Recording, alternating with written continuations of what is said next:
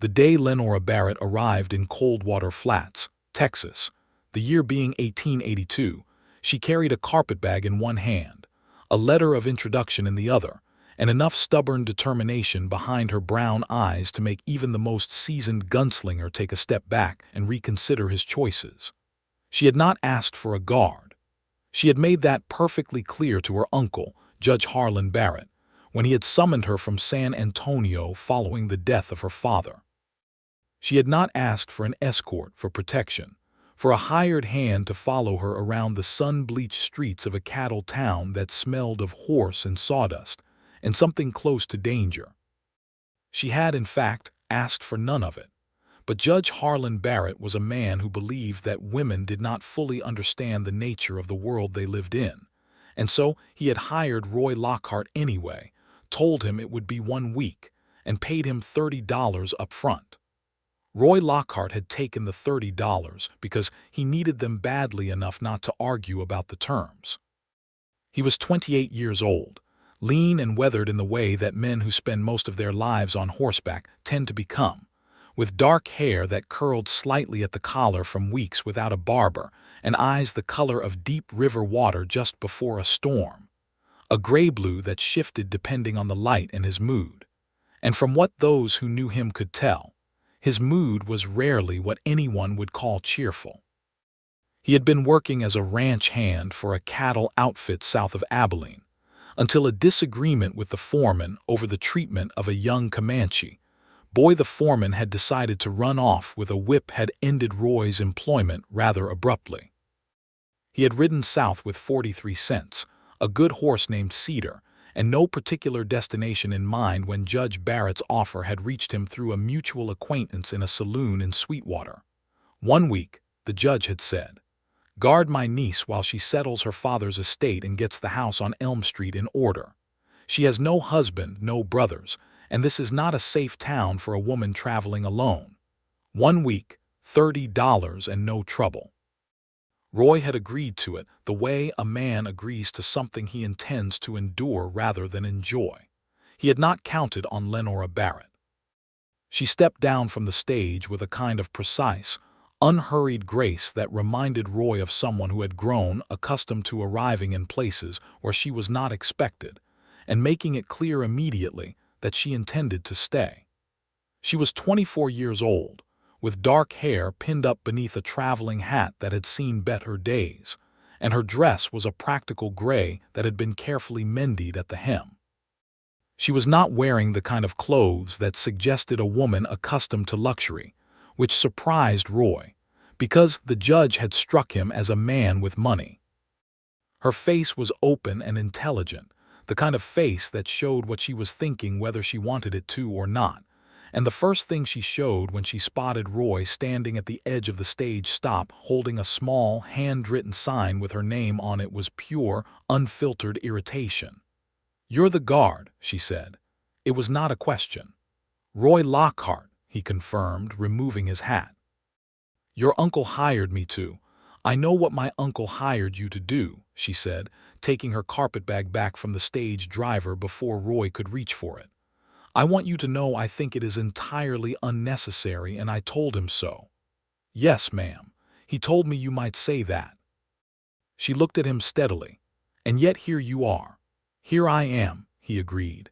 There was a pause in which Lenora seemed to be deciding something.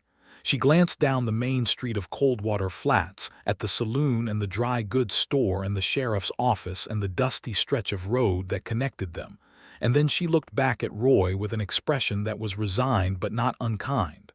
"All right, Mr. Lockhart," she said.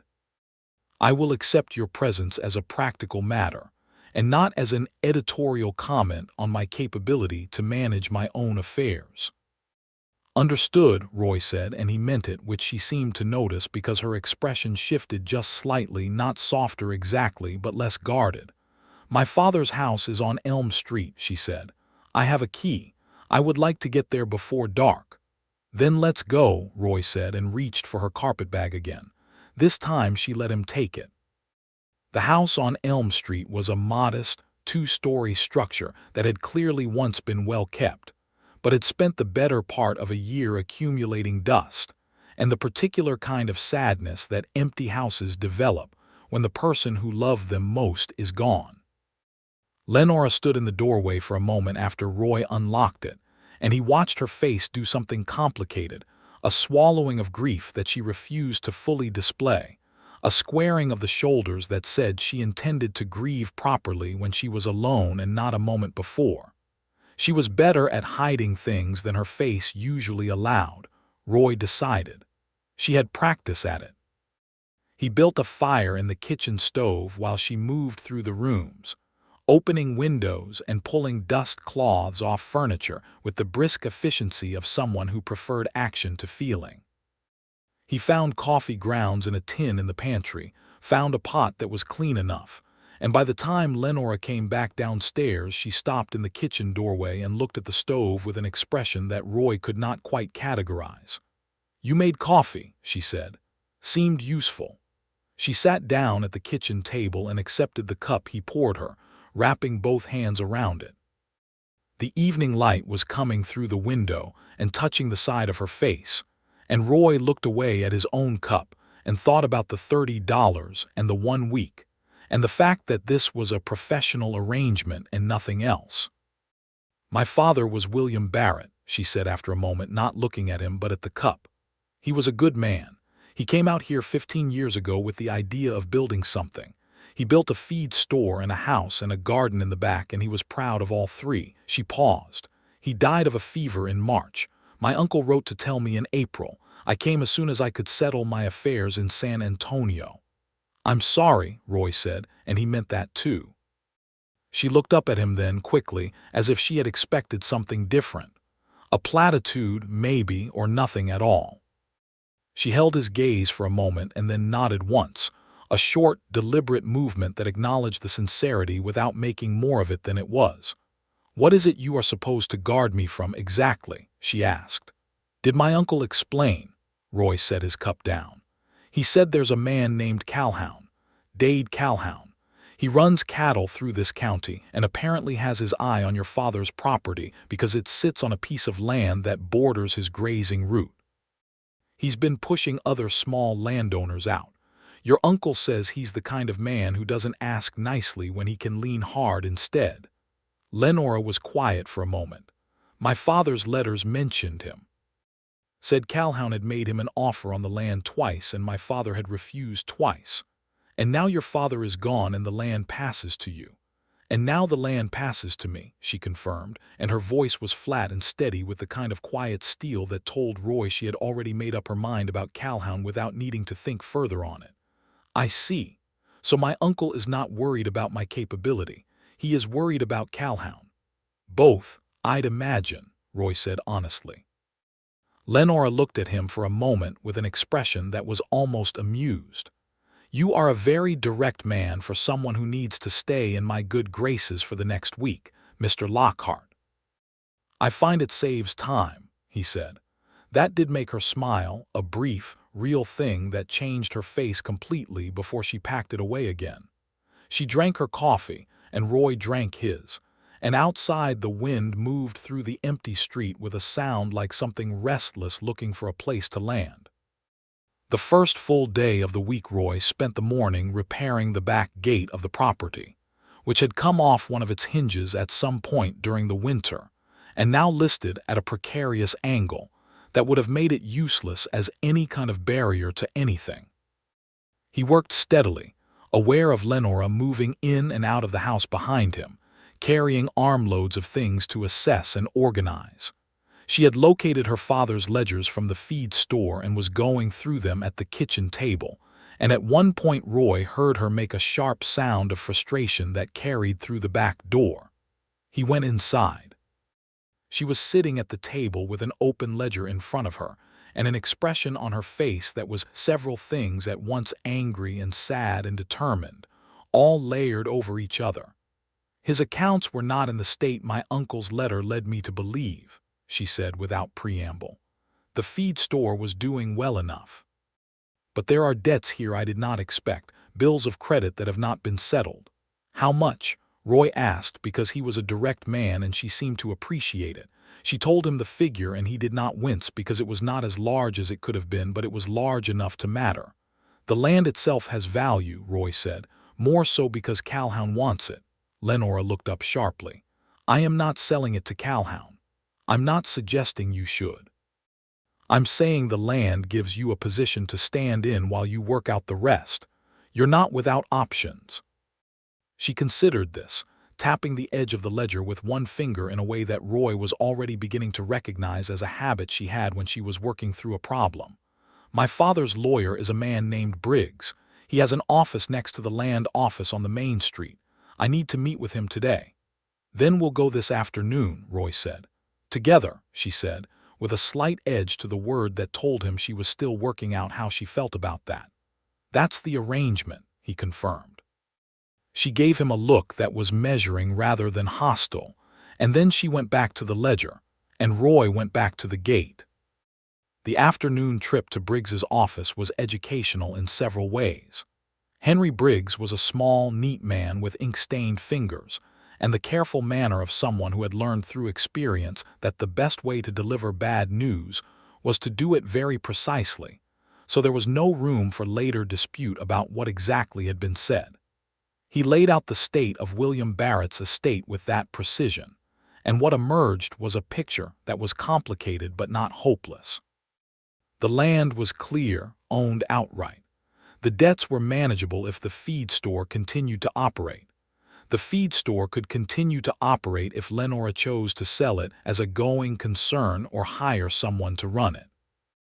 What Briggs also told them, with the careful delicacy of a man setting down something fragile, was that Dade Calhoun had already sent a representative to the lawyer's office once since William Barrett's death to inquire about the land. He sent a man, Lenora said. A man named Potts, Frank Potts. He is Calhoun's foreman, and he is not a gentle sort. Briggs glanced at Roy with a look that said he was glad Roy was present. He made it clear that Mr. Calhoun would be making a formal offer on the land and that he expected it to be accepted. He expected, Lenora repeated. Those were the words used, yes. Lenora smoothed her hands flat on the desk in front of her in a gesture that was almost ceremonial in its composure. Mr. Briggs, when and if Mr. Calhoun sends any further communications regarding my father's land, you may inform him that the land is not for sale, at any price, and that the new owner of record is Lenora Margaret Barrett, who arrived in Coldwater Flats on the 5th of September, 1882, and intends to remain. Briggs blinked once and then nodded, making a careful note. Roy, who was standing slightly behind Lenora's chair, looked at the side of her face and felt something shift in his chest that he chose not to examine too carefully. They walked back along the main street afterward in the long, warm afternoon light. The street was busy cattlemen, merchants, a cluster of women outside the dry goods store, a couple of ranch hands coming out of the saloon with the loose-limbed ease of men who had started early. Roy watched the street out of professional habit, and he was aware of Lenora walking beside him with her chin level and her eyes forward, and he was aware that several people glanced at them with the particular interest that a small town directs at newcomers. People are looking, she said quietly. They always look, he said. Let them. She was quiet for a step and then she said, Do you do this often? Guard people, not as a regular occupation. I've done it a few times when the need arose and the money was offered. What is your regular occupation? He thought about it. Cattle work mostly, some ranch work. I've hired on with a few outfits over the years. He paused. Nothing that's lasted. She glanced at him sideways. Why not? It was a more perceptive question than it appeared on the surface, and he took a moment to answer it honestly rather than reaching for the easy deflection. I have opinions about how things ought to be done, he said at last. About how men ought to be treated and animals. I don't always find myself working for people who share those opinions. Lenora was quiet for a moment and then she said, My father was like that. He had the same difficulty. She said it in a way that was not entirely neutral. There was something in her voice that was almost fond, almost sad, the way people speak about qualities in the dead that were both admirable and costly. It gets a man run off a lot of jobs, Roy said. Yes, she said, but I imagine it also lets him sleep. Roy looked at her then, and she was watching the street ahead of them, and the late light was in her hair, and he thought, very clearly and with a kind of alarm that surprised him, that this was going to be a longer week than he had anticipated. Not in duration, but in weight. The second day brought trouble of the kind Roy had half been expecting. He was at the livery checking on Cedar when he heard raised voices from the direction of the feed store, which Lenora had gone to open up for the first time since her arrival, not to operate it, but to assess its condition and inventory. He came out of the livery at a pace that was not quite running but was close, and found two men outside the feed store door, one of whom had his hand flat on the door as if he intended to push it further open than Lenora, on the other side, was inclined to allow. The man was broad and brown from sun, and had the square-shouldered, deliberate way of standing that told Roy he was accustomed to being the biggest presence in any given confrontation. The other man was leaner, younger, and standing slightly back with the particular body language of someone watching for outcomes rather than participating in them. Roy stepped up behind them without rushing and said, "Morning." The broad man turned around, looked Roy over with the kind of look designed to establish hierarchy, and said, "This isn't your business." "Miss Barrett is my business," Roy said, with a pleasantness that had nothing warm in it. "Since she appears to be on the other side of that door, and you appear to be the reason she hasn't opened it, I'd say that makes it mine." The door opened then, because Lenora had evidently decided she was not going to remain on the other side of it one moment longer, and she came out with her chin up and her eyes sharp, and a ledger book held against her chest like a small, useful weapon. "Mr. Potts," she said to the broad man, addressing him by name in a way that told Roy she had identified him without introduction and was not going to pretend otherwise. "I believe Mr. Briggs told you yesterday that this property and the land it stands on are not available for sale. If Mr. Calhoun has a different understanding of that, I am afraid his understanding is mistaken." Potts looked at her with the kind of look that Roy disliked intensely, the look of a man who has decided that a woman is an obstacle rather than a person, and is calculating the simplest way to remove the obstacle. "Mr. Calhoun is a patient man, Miss Barrett, but he's not a man you want to inconvenience for too long." "Then Mr. Calhoun and I will have to find a way to accept that inconvenience," Lenora said evenly, "because my answer is no. It will continue to be no. I suggest you relay that clearly." There was a beat of silence that had a particular kind of loaded quality. Roy stood where he was, not moving, not speaking, just present, and he knew from experience that sometimes presence alone could shift the weight of a moment. Potts looked at him again, and Roy met the look with a stillness that was more dangerous than any posture he could have struck, and Potts made the calculation that most men made when they encountered that particular stillness in another man. He stepped back. "You'll hear from Calhoun directly," he said, and turned and walked off, the younger man falling in behind him. Lenora let out a breath that she had been holding and looked at Roy. He expected her to say something about how she had handled it herself, which she had, and he was prepared to agree. Instead she said, "Thank you for being here." It was said simply, without ceremony, and it caught him more off guard than the confrontation had. "That's what I'm here for," he said. "I know," she said. And then, after a pause that was not quite comfortable and not quite awkward but was something in between, she said, "Come inside. I need a second pair of eyes on the inventory count." He followed her into the feed store, which smelled of grain and old wood, and the ghost of a man who had spent 15 years building something in a dusty Texas town, and he helped her count sacks and record figures. And the morning passed in a way that was ordinary on the surface, and something else entirely underneath. That evening, Lenora cooked supper in the house on Elm Street, and Roy ate at the kitchen table because the alternative, eating alone at the boarding house, where he had a room, seemed wrong in a way he could not entirely justify. She made a simple meal, beans and cornbread and coffee, and she was a good cook in the way that people who have cooked for themselves for years tend to become practical and efficient, without fuss. They talked over supper, which surprised him by being easy in a way conversations did not always come easily to Roy. He was not a man who talked extensively, as a rule, but something about Lenora's manner invited it. She asked questions that were interested rather than polite, and she listened with the kind of focused attention that made a person feel that what they were saying mattered, which was rarer in his experience than it should have been. He told her about growing up in Missouri, about his father's farm, and the years after his father died, when he had worked whatever work he could find because there had been 2 younger sisters at home, and his mother's hands were not enough to cover everything.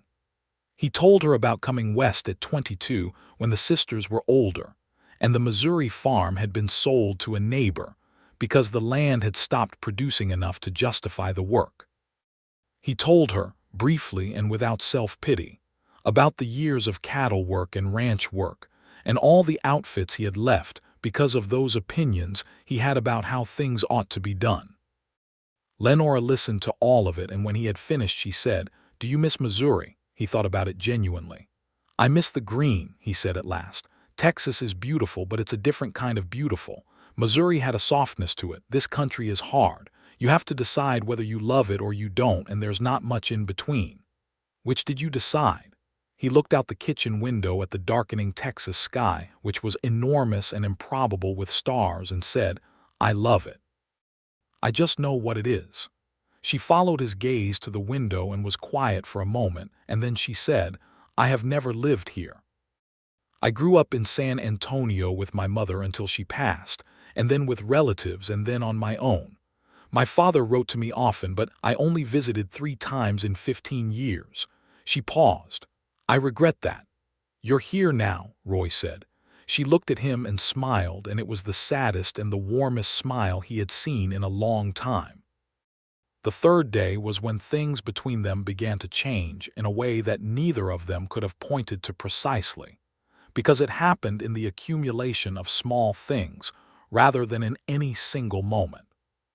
It began in the morning, when Roy found a loose board on the front porch and fixed it before Lenora was awake, and she came downstairs to find him crouched on the porch with a hammer and a look of concentration, and she brought him coffee without being asked and sat on the porch steps in the early light and watched the street come alive while he worked. They did not talk much, but the silence was not empty. It was the kind of silence that has company in it. Then there was the moment in the afternoon when they were walking back from the dry goods store, where Lenora had gone to replenish some household supplies, and a sudden gust of Texas wind came down the street and lifted her hat clean off her head and sent it tumbling. Roy went after it without thinking, chasing it 10 paces down the street before the wind dropped and the hat fell, and he brought it back to her, and she took it from him laughing, a real laugh, full and unguarded, the kind he had not heard from her yet, and the sound of it did something to him that he was no longer pretending was purely professional. She settled the hat back on her head and looked at him with her eyes still bright from laughing and said, "You are very fast for a man of your size." "Size has nothing to do with fast," he said, and his voice was not entirely steady, which he hoped she did not notice. She noticed. He could see it in the slight change of her expression, a softening, a kind of warmth that she did not immediately pack away this time.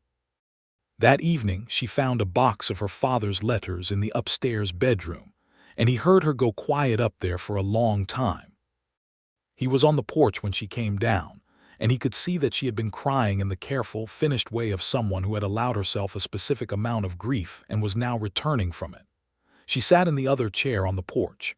She had found 2 chairs in the house and placed them both outside, and Roy had noted that and thought about the fact that she had placed 2, not just 1, and she folded her hands in her lap and looked at the street. "He kept every letter I sent him," she said.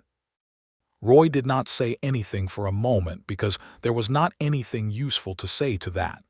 15 years of letters, she said, tied in bundles by year. He was a careful man. "He sounds like someone worth coming back for," Roy said quietly. She pressed her lips together and nodded, and he saw her eyes fill briefly before she controlled it. He reached across the space between the two chairs without thinking and put his hand over hers on the armrest. Just for a moment, a brief, warm contact that was meant as nothing but comfort and was received as nothing but comfort. And she did not pull her hand away, and she did not look at him, and neither of them remarked on it. But the warmth of it stayed in his hand after he withdrew it, and he thought about it that night in his room at the boarding house for longer than he should have. The fourth day, Roy drove Lenora out in a borrowed wagon to see the extent of the land her father had owned. It stretched along a creek that ran south of town, good grass on either side, a stand of cottonwoods along the bank, and he could immediately see why Calhoun wanted it. The creek was reliable water in a country where water was not always reliable, and a man who ran large cattle operations needed water more than almost anything else. Lenora walked along the creek bank with her boots in the grass, looking at the land with an expression of quiet assessment that Roy watched from a slight distance. The day was warm, and the sky was that particular shade of Texas blue that could make a person feel that everything was possible, and the cottonwoods were turning at their edges. It was early September, and there was a hint of gold in the leaves that had not been there last week. "He used to fish here," she said, not turning around. "He wrote to me about it. He said there were catfish in this creek that were as long as a man's arm, and that no matter how many times he came out here they always outsmarted him." Roy smiled at the picture that made. "Did he ever catch one?" "Once," she said, and she turned around and she was smiling too, and the sun was on her face and the creek was behind her, and the cottonwoods were gold, and Roy thought, with a clarity that was almost alarming, that he could stand in this exact place and look at this exact scene for the rest of his life and count himself lucky. He looked away. "The land is worth keeping," he said, which was both what he meant about the property and something else entirely that he did not say. "I know it is," she said. "I intend to." On the drive back into town, the road went through a stretch that was open and quiet, and the horses moved at a steady pace, and Lenora sat beside him on the wagon seat close enough that he was aware of the warmth of her shoulder near his arm. She had taken her hat off and held it in her lap, and the wind moved in her dark hair, and she was looking at the road ahead with an expression that was more peaceful than he had seen on her since she arrived. "Can I ask you something?" she said. "Sure." "When this week is over, what do you do next?" He had been thinking about this more than was wise, he knew. He had been aware since at least the second day that the answer to this question was not as clear as it had been when he had agreed to $30 in 7 days, but he answered honestly. "I hadn't decided yet. Probably find work somewhere. There's always cattle work to be had in the fall." She was quiet for a moment, and then she said, "There is work here, you know. The feed store needs managing. I cannot do it alone, and I do not yet know the people in this town well enough to trust them with it." A pause. "It is not exciting work." "I don't need exciting work," Roy said. "I've had enough of that." She looked at him then, sideways and deliberate. "Is that a yes?" "It's a consideration," he said, and she looked away again, and he could see the edge of a smile at the corner of her mouth. "A consideration," she repeated. "All right." They drove back into Coldwater Flats in the warm afternoon, and neither of them said anything else about it, but the word sat between them like a door that had been opened a small degree and not yet closed. It was that same evening that Dade Calhoun himself appeared. Roy had been half expecting it since Potts's visit, and so when he heard boots on the front porch steps and a knock on the door that was more command than request, he was on his feet before Lenora, who was in the sitting room with her father's ledgers. He opened the door. Dade Calhoun was a man in his mid-50s who had the well-dressed, deliberate appearance of someone who had worked hard to put distance between himself and whatever he had been when he started. He wore a good coat and a good hat, and his boots were clean, and he had a foreman's face, everything calculated, nothing idle. Frank Potts was behind him, and there was another man behind Potts. "I'm here to speak with Miss Barrett," Calhoun said. He said it pleasantly enough. That was the troubling thing about him, Roy thought. He had the voice and manner of a reasonable man, and that made him considerably more dangerous than a man who announced his intentions with volume. "She's aware of your offer," Roy said. "She gave her answer through her attorney." "I'd prefer to hear it from her directly," Calhoun said. "If you tell her I'm here." There was a footstep behind Roy, and then Lenora was at his shoulder. She had heard the voice. Roy moved slightly to one side, not stepping back entirely, just making space for her to be visible without leaving her exposed, and the small adjustment was so natural that neither of them registered it consciously. "Mr. Calhoun," Lenora said. "Miss Barrett." He removed his hat with the courtesy of a man who knows what courtesy is worth. "I'm sorry for the loss of your father." He was a stubborn man, but he was honest, and I respected that. "Thank you," she said, with a composure that Roy admired deeply. "My answer regarding the land is the same as his was." Calhoun's expression shifted very slightly. Not anger exactly, something closer to a recalibration. "I understand the land has sentimental value," he said. "But you're a woman on her own with debt against your father's estate and a feed store you've no experience running. I'm offering you a clean exit. A fair price that will settle the debts and leave you with money enough to go back to San Antonio or wherever you choose and build a comfortable life." "Mr. Calhoun," Lenora said, and her voice was perfectly level, "I appreciate that you believe you are being reasonable. I would like to be equally reasonable in return, so I will say this clearly. This land was my father's. He chose it, he worked it, he loved it, and he refused to sell it to you twice while he was alive. I will not sell it to you in his absence. The debts are my concern, not yours, and I am quite capable of managing them. This is my home now. I am not going anywhere." The silence that followed had a particular quality. Calhoun looked at her for a long moment with an expression that was calculating, and beneath that, something that might have been grudging respect if he was the kind of man who allowed himself that. "You've thought about this," he said. "I've done little else," she confirmed. He replaced his hat. "I'll be in touch, Miss Barrett." "You are welcome to be," she said. "My answer will be the same." He turned and walked off the porch, Potts and the third man following. Roy watched them go until they had turned the corner, and then he turned around to find Lenora standing in the doorway with her hand, gripping the door frame in a way that told him her composure had come at a cost. She was not shaking exactly. She was holding herself extremely still in the way that people do when they are refusing to let something show. "That was well done," Roy said. She let out a slow breath. "Was it? My hands are not currently behaving themselves." He looked at her hands on the door frame, and then he looked at her face, and he said, "Come sit down," and she did. And he made tea because he had found a small tin of it in the pantry and thought this was a tea situation rather than a coffee situation. And he brought it to her in the sitting room and sat in the chair across from her while she drank it. "He will come back," she said. "With a different approach." "Probably," Roy said. "But you've made your position clear and public. He'll have to think carefully about how hard he pushes, because this is a town with a judge for your uncle and a lawyer who knows the situation. Calhoun is a calculating man. He's not going to do anything that draws that kind of attention." Lenora wrapped her hands around the teacup and looked at Roy with an expression that was grateful and something else, something that was searching, almost, as if she was trying to determine something about him. "Why do you care so much?" she asked. "About this, about my situation. You were hired for a week." Roy was quiet for a moment. He was a direct man, and the direct answer was becoming increasingly difficult to avoid. He chose a version of it. "Because you're someone who deserves to have this work out," he said, "and because some things are worth caring about regardless of what you're being paid." She looked at him for a long moment and then looked down at her tea. "Mr. Lockhart," she said. "Roy," he said.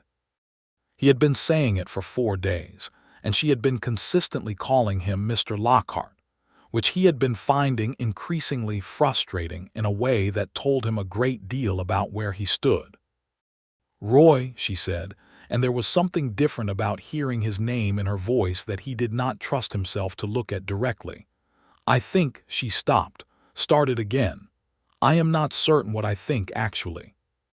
I am not very practiced at," she stopped again, and the composure she normally kept so carefully slipped just enough that he could see behind it, and what was there was not weakness but something vulnerable and earnest and entirely unguarded, and it made her more beautiful to him than anything else had. "You don't have to think anything right now," he said gently. "Drink your tea." She looked up and the corner of her mouth lifted. "You are remarkably good at knowing when to say nothing useful." "It's a skill," he agreed. She laughed, and the tension in the room dissolved into something warmer, and they sat there in the lamplight with their drinks and the wind outside the windows. And Roy decided that he was not going to pretend to himself anymore that this was simply a professional arrangement, and that when the week ended he would ride away on Cedar and not look back. He was not going to ride away. He did not know yet what he was going to do instead, but he was not going to ride away. The fifth day brought a different kind of trouble and a different kind of understanding between them. Roy was in the feed store with Lenora in the morning, helping her complete the inventory and put together a record of the current accounts, when a man came in who introduced himself as Luther Crane, a farmer from about 8 miles outside of town. He was in his 40s, worn and sun-creased, and he came in with his hat in his hands and the careful dignity of a man not accustomed to asking for help, but doing it anyway. He had come to settle an account with the feed store from the previous season, a credit arrangement William Barrett had made with him, and he had brought cash money folded into a small square that he laid on the counter with a kind of solemn deliberateness. "Your father was good to me, Miss Barrett," he said. "He let me carry the account through a bad winter when I couldn't pay, and he never charged interest on it, and he never made me feel small for needing it. I want you to know the account is settled in full because that's what he deserved." Lenora received this quietly and thanked him with a sincerity that clearly meant something to Crane, and then, and this was the part that stayed with Roy, she asked him to sit down and asked him about his farm and his family and how the season had been, and she listened with that focused, genuine attention of hers. And before Crane left, he looked like a man who had come in carrying something and had put it down. After he was gone, Roy said, "You're going to be good at this." She looked at him with surprise. "The feed store, all of it," he said. "The store, the land, being here, you're going to be good at it." She held his gaze, and there was something in her expression that was both pleased and slightly flustered, as if the confidence he was expressing in her was something she was not sure how to hold. "You don't know that," she said. "I've been watching you for 5 days," he said. "I know enough." The slight flush in her cheeks was the only visible response to that, and she turned back to the ledger with the expression of someone who has decided to pretend nothing noteworthy just happened, and Roy turned back to the inventory with the same decision, and neither of them pretended particularly well. That afternoon they ran into a situation that neither of them had expected. Roy had gone to the telegraph office to send a message to Judge Barrett updating him on the situation with Calhoun, and when he came back, he found Lenora in conversation with a woman named Clara Mose, who was the wife of a man named James Mose, a black farmer who had settled on a small property south of town 3 years earlier. Clara Mose was a quiet woman with careful eyes, and the story she was telling Lenora had a familiar shape to it. Calhoun's men had been riding across the Mose property repeatedly, tearing down fencing, scattering cattle. Her husband had gone to the sheriff and been told it was a private matter and no concern of the law. Roy stood at the edge of the conversation and listened, and he saw Lenora's face go through several things as Clara spoke: sympathy, recognition, and then the particular set of jaw that he had come to understand meant she had decided something. "Mr. Briggs handles property disputes," Lenora said to Clara. "He is not a man in Calhoun's pocket, I believe. I will go with you to see him if you would like, and we can document what has been happening." Clara looked at her with an expression that was grateful but also assessing, the way a person who has been let down by people offering help in the past looks at a new offer of help. "You would do that?" she said. "I would," Lenora said simply. "What Calhoun is doing to your family is the same thing he is trying to do to mine. We might as well stand together." Roy watched this with a warmth in his chest that was becoming a persistent condition. The three of them went to Briggs's office, and Briggs listened carefully and made his precise notes. And while nothing was immediately resolved, Clara Mose left the office with a documented record and the name of a county land attorney 2 towns over who Briggs believed would take the case. It was a beginning, and Lenora had made it happen. Walking back, Roy said quietly to her, "That was the right thing." "It was also the obvious thing," she said. "Do not give me more credit than it deserves." "I'll give it exactly what it deserves," he said, "which is a fair amount." She shook her head, but she was not fighting the smile this time. She let it live on her face for a full moment, and she glanced at him sideways as they walked, and whatever was between them in that glance was no longer something either of them could pretend did not exist. That evening they ate supper together again at the house on Elm Street, which had become, over the course of 5 days, a habit that Roy was aware he was going to miss with a physical sharpness when the week ended. She had bought a small pot of dried herbs at the dry goods store and cooked a beef stew that was remarkable, and they ate it with the kitchen window open to the September evening and the sound of the town settling into night.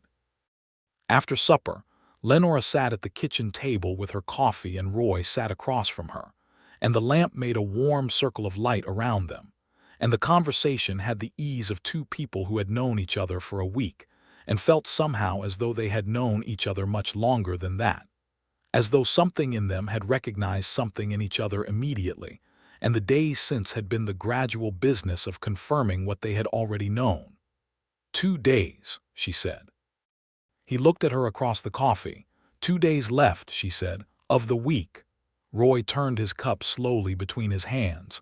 "I mentioned I was considering the work here," he said, "at the feed store." She was looking at him carefully.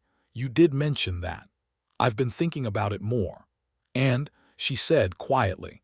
He set the cup down and met her eyes directly because he was a direct man and this was a direct moment and he was done with careful avoidance. "I don't want to leave at the end of the week," he said. "That's the truth of it, Lenora." The sound of her first name in his voice, he had never used it before. Always Miss Barrett made her very still for a moment, the way a person goes still when something they have been waiting for finally arrives. "Because of the job," she said. "No," he said, "not because of the job." The silence stretched between them, but it was not uncomfortable. It was the silence of something that has been growing quietly in the dark and has decided it is ready to come into the light. "Roy," she said, and her voice was not entirely steady, which was the first time he had heard it be other than steady. "I should tell you that I am not a woman who makes decisions in a hurry. I am a woman who thinks carefully about things and does not rush." "I know that," he said. "But I should also tell you," she continued, and her hands, both of them, were flat on the table in that ceremonial gesture of composure she used when she was saying something that mattered, "that I have been thinking about this, about you, since at least the second day, if I am being honest, which I prefer to be." Roy looked at her across the table and felt the kind of uncomplicated rightness that he had encountered rarely enough in his life to know what it was when it came. "Then we're thinking the same thing," he said. She looked at him for a moment, and then she smiled, not the brief, guarded smile or the polite smile or even the real laugh he had heard on the street with the hat. This was something else entirely. This was a smile that was completely unguarded and warm and directed at him with a kind of full intention that he felt down to his boots.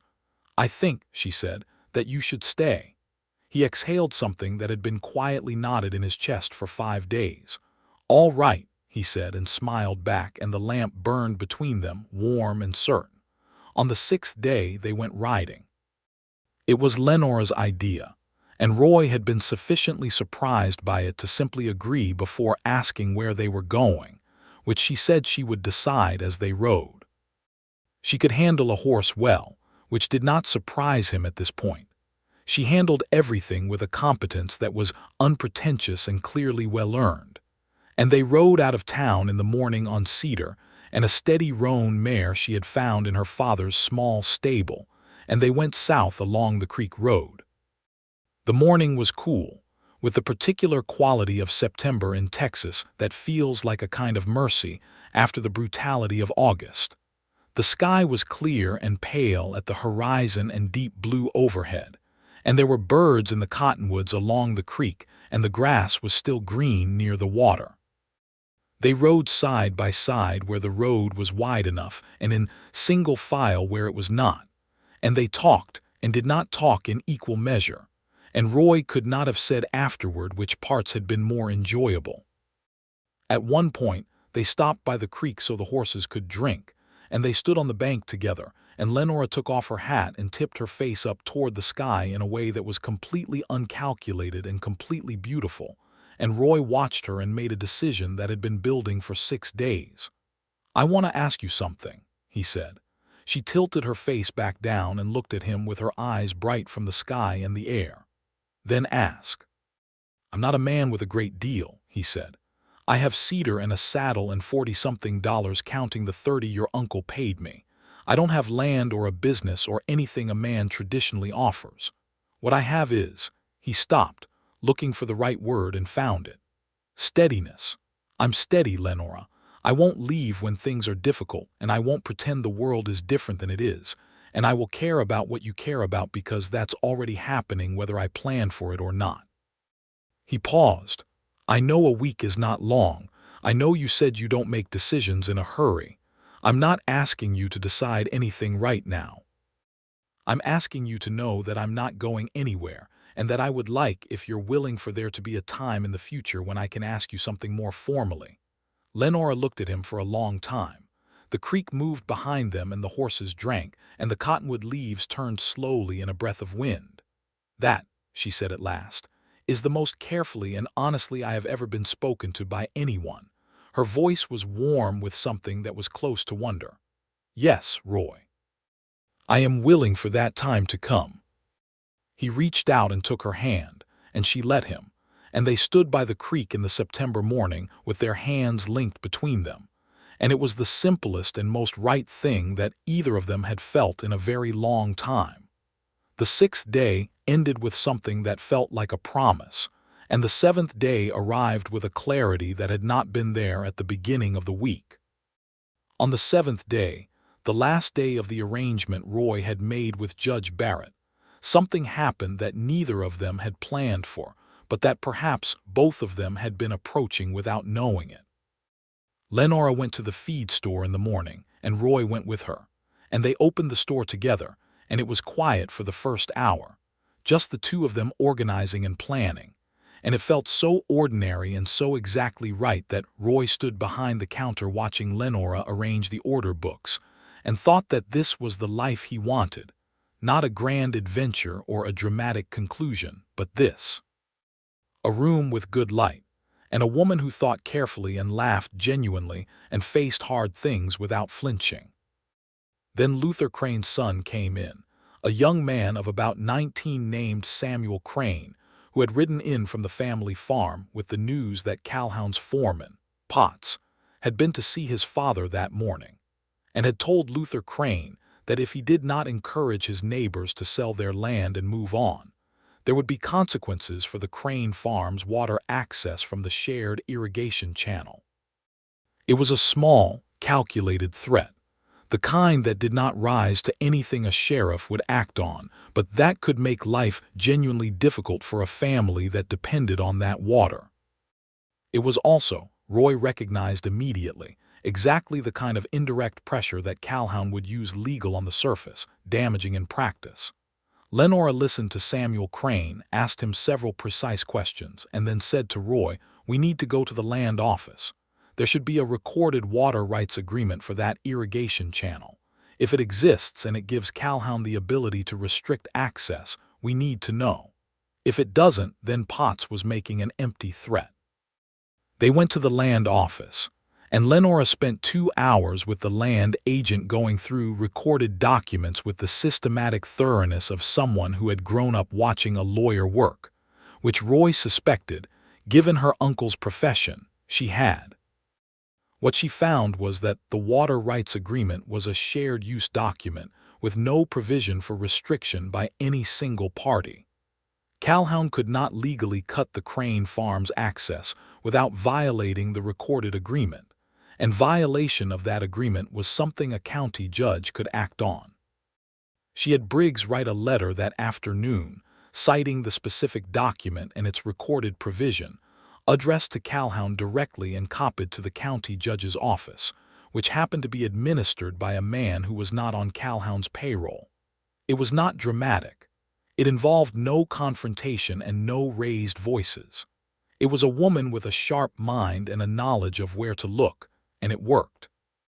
Calhoun, who was a calculating man and not a foolish one, received the letter and retracted the threat through Potts within the day, which both Roy and Lenora heard about from Briggs that same evening. "He'll try something else eventually," Roy said. "Of course he will," Lenora said. "But we'll find that document too." Roy really looked at her in the way he had been looking at her all week, building the picture of who she was one detail at a time, and said, "Lenora." She looked up. "The week is over," he said. She put down the pen she had been holding and looked at him carefully. "It is," she said. "I'm not going anywhere." She smiled at him, and this time she did not look away, and neither did he. They walked home to the house on Elm Street in the late evening light, and the street smelled of horses and dust. And somewhere down the block, someone was frying meat, and the ordinary world of Coldwater Flats moved around them in its ordinary way. And Roy took Lenora's hand as they walked, and she moved closer to him. And it was the best end to any week Roy Lockhart had ever had. What came after was not always easy, but it was always honest, and it was always real, and for Roy those two things were worth more than easy. He stayed. He took on the management of the feed store with Lenora, learning the accounts and the suppliers and the names of every farmer and rancher who came through the door. And he was good at it in the specific way that comes from caring about the work rather than just enduring it. He knew cattle and he knew land and he knew tools, and the farmers who came to the store found him knowledgeable and plain-spoken and fair. And the business grew through the fall and into winter in ways that began to address the debts in William Barrett's ledgers, one careful entry at a time. The house on Elm Street was repaired through October. Roy worked on it himself on evenings and weekends, fixing the roof and the back fence and the loose porch boards and the kitchen door that had never quite closed properly. And Lenora painted the front shutters a deep green that she said her father had always meant to do but had never gotten around to. And by November the house looked like a place that was lived in and loved. Calhoun came back, as Roy had said he would, with different approaches, a new offer through a different attorney, a rumor circulated through town about the solvency of the feed store, a suggestion to the local bank that the Barrett land might be poor security for any credit. Each time, Lenora and Roy found the thread of it and pulled until it unraveled. It was not dramatic, as a rule. It was the steady, patient work of two people who were not going to be moved. By December, Calhoun appeared to have accepted, at least for the time being, that the Barrett land was not going to come to him. Whether he would try again in the future was something neither of them could predict.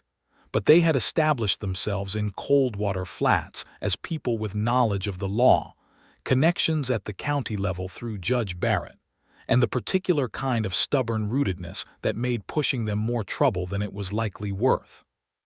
Clara Mose's husband James, with the help of the county land attorney Briggs had recommended, settled his property dispute and secured his land rights by January of the following year, 1883. Lenora was at the courthouse when the record was filed, and she shook hands with James and Clara Mose on the steps afterward, and Clara Mose held her hands for a moment and looked at her and said, "Your father would have done the same thing."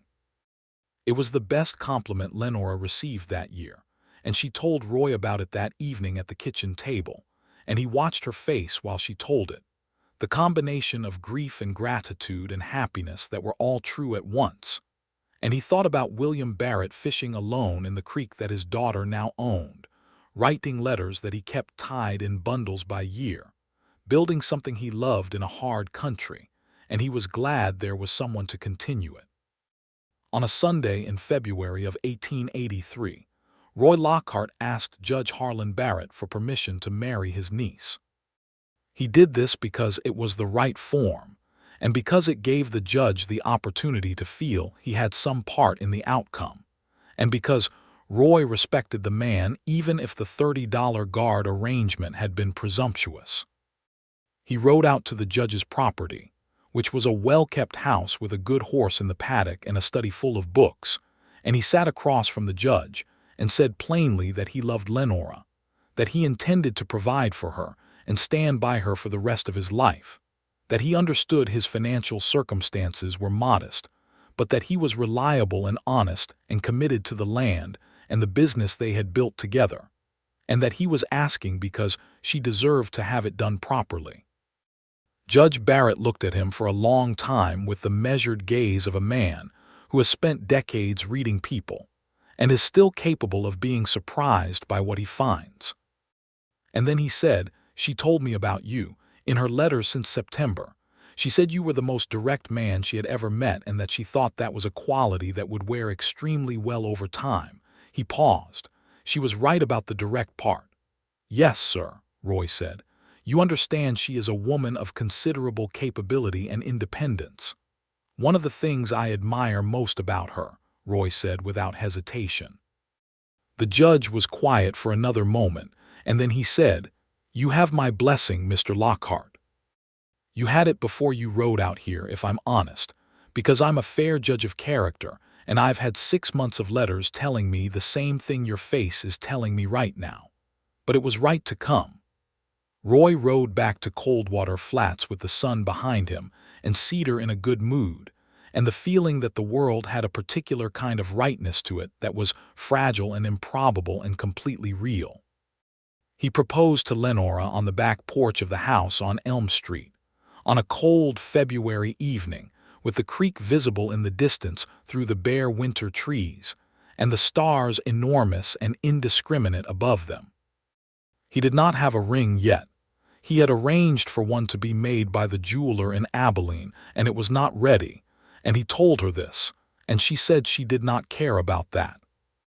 He told her what he had said to the judge, more or less, and added the things he had not said to the judge, about what she made him feel, about the way the world made more sense to him with her in it, about the specific way she tapped the edge of a ledger when she was thinking, and the way she made coffee without being asked when she noticed someone needed it, and the way she had placed 2 chairs on the porch, not one, before she had any reason to think there would be someone to fill the second one. That last part made her breath catch in a way that told him he had gotten it right. She said yes, simply and clearly, the way she said most things, and then she put both her hands in his and looked up at him in the cold February dark and said, "I knew by the 3rd day, Roy. I want you to know that. I tried not to because it seemed very fast and I am a careful woman, but I knew." He thought about the 3rd day, the coffee on the porch, the hat in the wind, the hand over hers by the lamp. "I knew by the end of the first evening," he said. "The way you cried about the letters upstairs and came down and pretended you hadn't." She laughed. "I was not pretending particularly well." "No," he agreed. "You were not." He kissed her then for the first time, in the cold February air with the stars overhead and the sound of the creek somewhere in the dark, and it was gentle and certain, and she leaned into it with the same unhurried, deliberate quality that she brought to everything that mattered to her. And when they drew apart, the cold had roses in her cheeks, and she was looking at him with an expression that he intended to spend the rest of his life working to deserve. They were married in April of 1883, in the small church on the east side of Coldwater Flats, on a Saturday when the wildflowers were coming up along the road, and the Texas sky was that impossible blue that had no equivalent anywhere else on earth. Judge Barrett performed the ceremony in his official capacity, which was a detail that pleased him enormously, and that Roy suspected had been arranged by Lenora specifically because she knew it would. Clara and James Mose were there. Henry Briggs was there. Luther Crane and his son Samuel were there. The community that Lenora had been building since September of 1882, one honest interaction and one fair transaction at a time, filled the small church with people who had reason to wish her well. Lenora wore a cream dress that she had made herself with the help of a seamstress in town, with small flowers at the collar, and she walked down the aisle with her chin level and her eyes on Roy, and an expression on her face that was composed and happy and entirely unguarded. And Roy stood at the front of the church in the best shirt he owned and watched her come toward him, and felt the accumulation of everything that had happened between September and April. The week, the conversations, the coffee pots, the creek bank, the February porch settle into something solid and real and his. He said his vows in the direct, unhurried way he said everything, and she said hers in the precise and sincere way she said things that mattered, and they exchanged the ring that had arrived from Abilene in March, a simple gold band with a small inset stone that caught the light in the church, and were married in front of the people who had watched them build something worth having. The feed store continued to grow through that first year of marriage.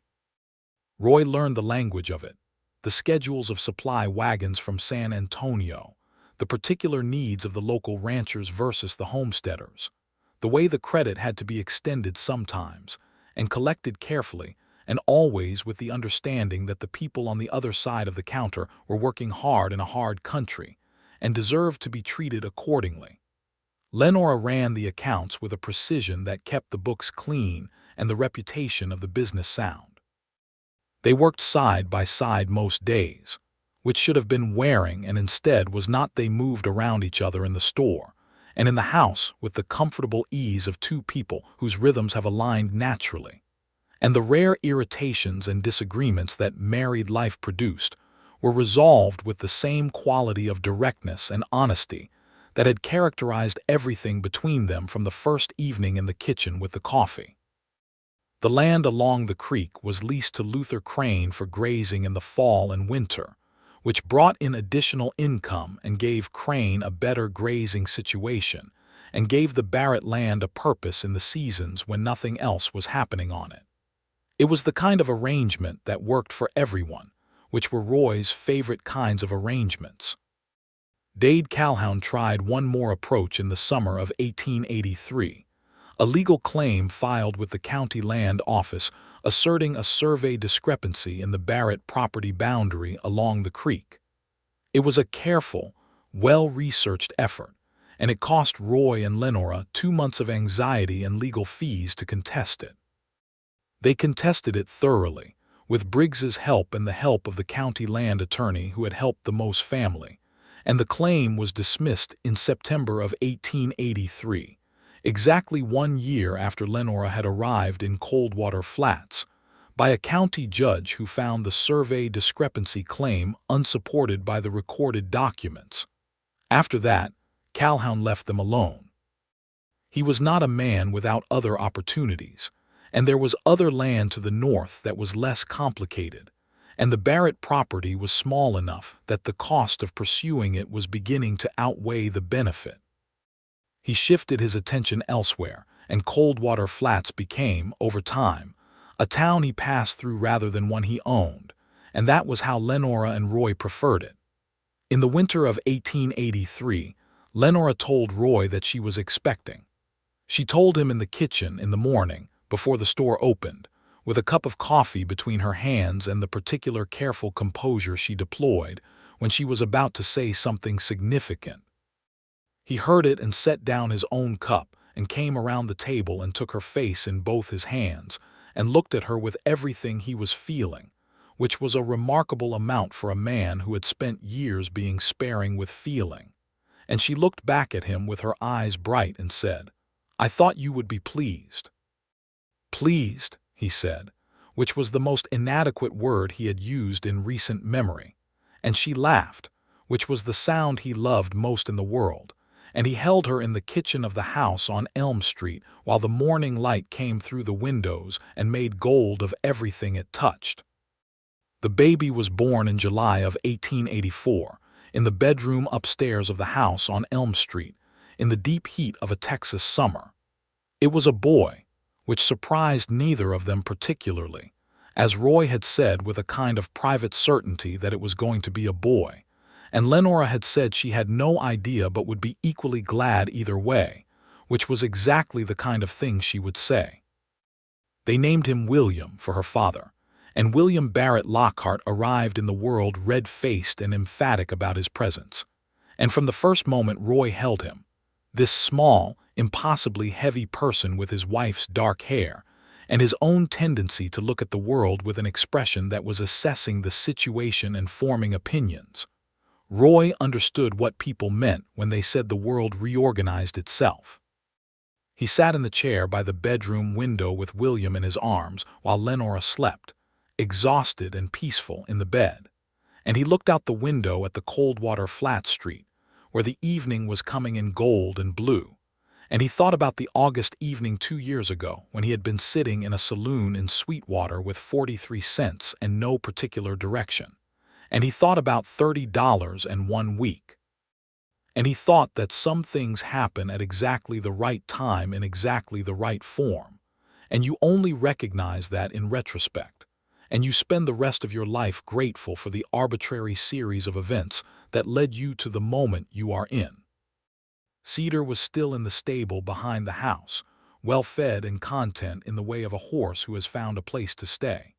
He had given up looking like a horse who might leave at any moment, which Roy thought was appropriate. Life in Coldwater Flats in the years that followed had the texture of something built with care and sustained with attention. The feed store anchored them to the community in the way that a business does when it is run by people who genuinely care about the people they are serving. It became the kind of place where news traveled and problems were sometimes quietly solved, and where a man having a bad season could come in and find someone who would talk to him straight and work out a payment arrangement without making him feel small about it. William Barrett had built that reputation and his daughter maintained it and expanded it, and Roy, who had never expected to be a merchant's husband, found that the life suited him in ways that surprised him every time he stopped to notice. The house on Elm Street grew. Not physically, at first. It was enough house for what they needed, but in the way that a home grows when it is full of people who are glad to be in it. Lenora's sitting room was always comfortable, and the kitchen was always warm, and there was always coffee, and people knew they were welcome there. And Clara Mose and Lenora became the kind of friends who talked honestly about important things, and whose friendship was the steady, practical sort that does not require constant maintenance, because it is built on genuine mutual regard. Judge Barrett came to Coldwater Flats twice a year, for Christmas and for a week in the spring, and he developed over the years the comfortable habit of eating supper at the house on Elm Street and sitting on the porch afterward with Roy and complaining affectionately about the state of legal education in Texas. And Roy had come to be genuinely fond of the old man who had hired him for $30 and 1 week and inadvertently arranged the best thing that had ever happened to him. In the spring of 1886, a second child arrived, a girl, born in March when the Texas spring was coming in warm and early, and the wildflowers were rioting along the creek road.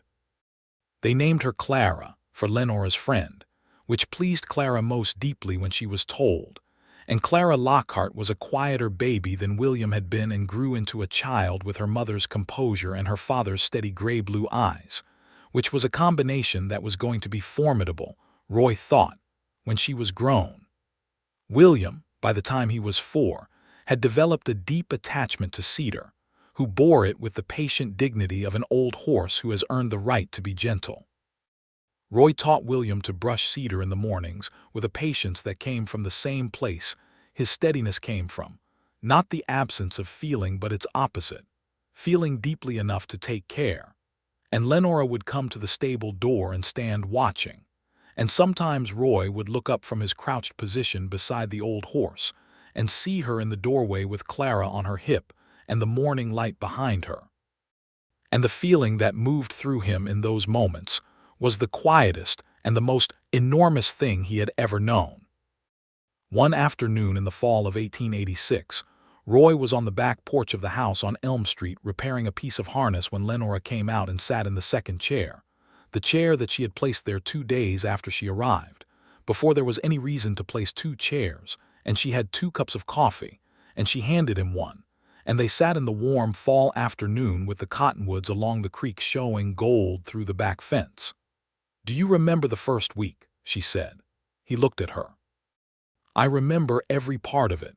She smiled at her coffee. "I placed 2 chairs on this porch on the second day," she said. "I told myself it was because the house needed to look lived in." That was not actually why. He looked at her with the warmth that had been living in his chest since September of 1882 and showed no signs of moving. "I noticed," he said, "on the third day." She looked at him with her eyes bright and soft. "And you didn't say anything." "You weren't ready yet," he said. She was quiet for a moment. "You are remarkably good at knowing when to wait," she said, which was the same thing she had said to him years ago about knowing when to say nothing useful, and the echo of it was deliberate, and he heard it. "It's a skill," he said. She laughed the same laugh he had heard for the first time on a dusty Main Street when the wind stole her hat, and it was still the most beautiful sound in the world. And the afternoon was gold and warm. And somewhere in the house, William was making the particular racket that meant he had found a way to be louder than the situation required.